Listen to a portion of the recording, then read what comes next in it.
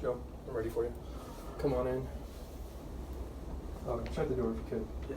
Sure thing.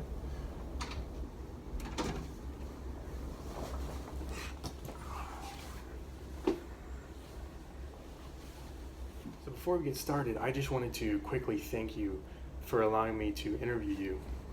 You're welcome. I still don't even know why we're doing this. It's our final ethics project. We have to make a video where we explain things that we learned over the semester. Dude, let's be honest. Neither of us are gonna get A's in that class, so why even try? Are you purposefully trying to annoy me? Well, I wasn't to begin with, but now that I know you are annoyed, I'll be making an attempt. Dude, you realize we can't use any of this footage, right? We're gonna have to start all over. Plus, I already explained this whole interview thing to you last night, so why are you acting all dumb now? I'm sorry, I didn't mean it that way. Thank you. Yeah, you don't ever act dumb, you just are dumb. Take it back. Nah, you about to go cry for your mommy? Alright, I'm out of here. Okay, wait. Look, I actually am sorry. Like I said, we should just start over and I'll cut all of this footage out. Thanks, I guess. And fine. The sooner we get this thing done, the sooner I can be over with this ethics class.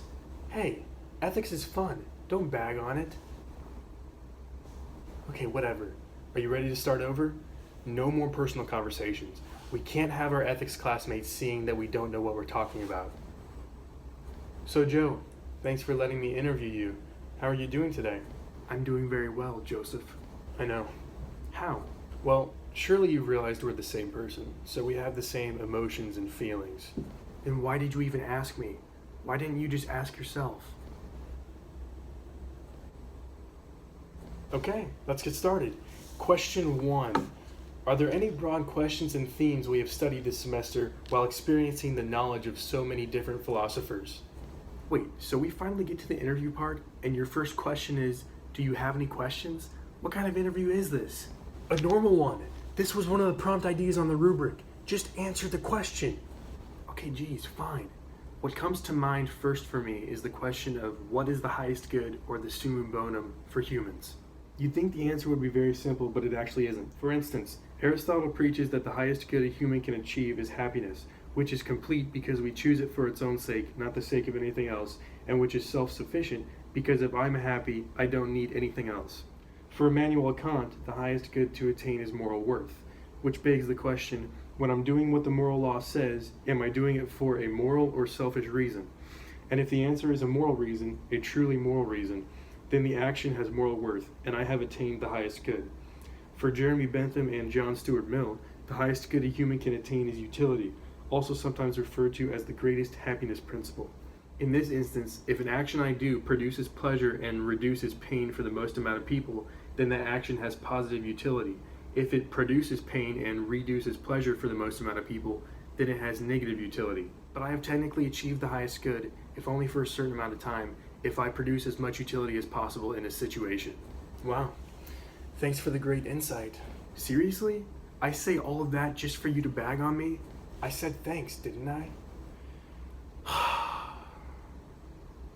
Alright, so now that you've answered that question, what are the common ties you see between all these different types of philosophical approaches? Well, I'd like to stay on the topic of the summum bonum if that's okay with you. I really don't even know why you said that. It was completely obvious. Anyway, as I was saying, Aristotle, Kant, and Bentham and Mill all have different definitions of what exactly the summum bonum, the highest good, is for humans. It's either happiness, moral worth, or utility / the greatest happiness principle. All of them have given a definition of the highest good that fits their understanding of the human person. But unfortunately, these are all just definitions. They're great, but they almost become obsolete when you look into the future. Yeah, that's right, the future. As in the time when you're gonna have a go-nowhere dead-end job and be living on your parents' couch. Why did you feel the need to say that? Well, it was a moral snipe of sorts, because if we reference utility, the act of you having to go back and live in your parents' house would create negative utility for them. Their pain would be greatly increased by you having to move onto their couch, and their pleasures would just decrease. And the only pleasure that would be created would be for you, possibly. So do you now understand the idea of utility better? I understood it fine even before today. You had no right to trash my future life. Okay, but the viewers of this video might not have known exactly what it meant. So you're welcome. Okay, let's get back on track. So what were you saying about the future? I was saying that different definitions of the highest good don't apply that well when you envision them in the future. What does the word utility mean when we have to take into account the people that will live after us? How are we to resolve the conflict of duties between respecting those who now exist and those who might exist? And which types of virtue have greater influence? Those of people who live now or those who will live in the future? Whoa, you know a lot more about ethics than I thought. You're right. So anyway, the philosopher Hans Jonas is the one who came up with this. Jonas. What kind of a name is that? He was German. I thought you knew that. Well, I knew he was European, but it's still hilarious.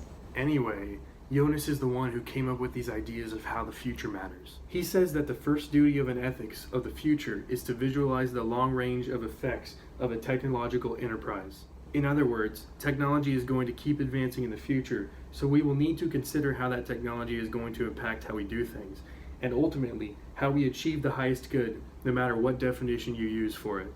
So you're basically saying that none of Aristotle's, Kant's, or Bentham and Mill's viewpoints even matter just because of this Jonas guy? No, they do matter now. We just need to be able to change our view of them in the future if we are to have the capability to understand them with the increasing use of technology. Wow. I had no idea this interview would get so deep. Yeah, me either. Alright, well, I think you answered that question fairly well. On to the third and final question. How have these ideas you've discussed come into more focus for you over the course of the semester? Well, you know me better than anyone. When I heard I had to take this ethics class, I was kind of like, why? I mean, I'm an accounting major, so I didn't really understand why I had to take a philosophy course. I don't even understand how he got into accounting with his terrible math skills. As I was saying, over the course of the semester, I've learned that ethics isn't all just boring stuff. It goes deep into how humans function, how we should function, and what we should strive for. At the end of the day, the similarities between so many philosophers, like the fact that a lot of them have a definition of what the highest good for humans to achieve should be, makes them all connected, but as their definitions are different, they are still separate in nature.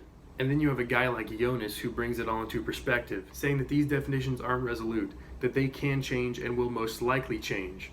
The way that all these different ethics flow together is actually really amazing, and I'm very glad I got to be a part of it. Wait, didn't you say you weren't going to get an A in this class? If that's the case, then how do you know so much about ethics?